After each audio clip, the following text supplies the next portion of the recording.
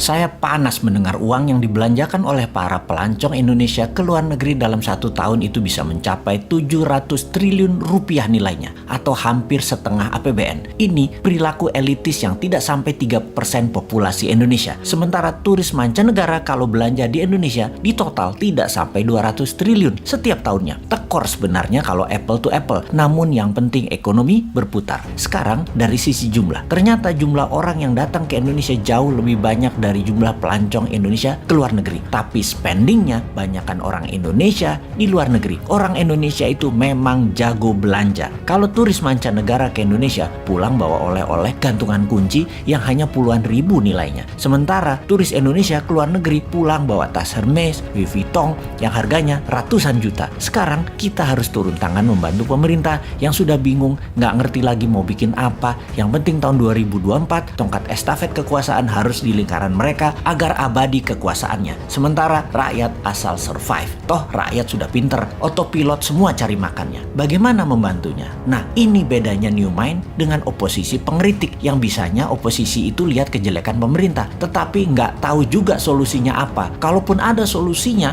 hanya normatif. Kita lompat sebentar keluar topik, nanti balik lagi memutar ekonomi wisata agar tidak keluar negeri. Saat ini di media-media juga orang-orang di tempat tongkrongan membicarakan 2024 siapa presiden dan wapresnya Indonesia. Maka banyak nama digadang-gadang. Nama-nama itu modalnya gampang. Bayar aja lembaga survei untuk memasukkan nama mereka, walaupun mereka hanya 1 di antara 10 orang. Pokoknya masuk aja nama mereka dulu. Lalu mulai dibangun citra mereka masing-masing. Yang hebatnya, siapapun mereka itu, tanya satu hal. Konsep bernegaranya apa ketika nanti mereka memimpin negara? Maka jawaban mereka pasti normatif, pasti umum-umum saja, seperti stop import, stop hutang, pro UKM, dan lain sebagainya. Dan faktanya nanti ketika menjabat, semuanya tidak bisa dijalankan karena tidak tahu bagaimana caranya. Mereka semua itu hanya manuver politik dan di otaknya hanya bagaimana menjadi populer dan bagaimana menang mendapatkan kursi di 2024. Mek ngono tok. Hebatnya adalah narasinya bisa membuat rakyat percaya. Oh ya, ini bukan promosi Bosman yang ternyata sudah lengkap cara dan strategi bernegaranya. Bukan loh ya. Bosman bukan mau jadi presiden. Bosman mau jadi lord. Wes, jelas yo.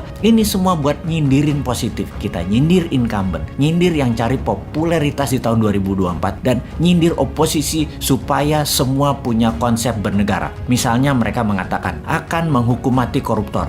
Itu Bosman sudah usulkan. Cari lain lagi. Pajak diturunkan.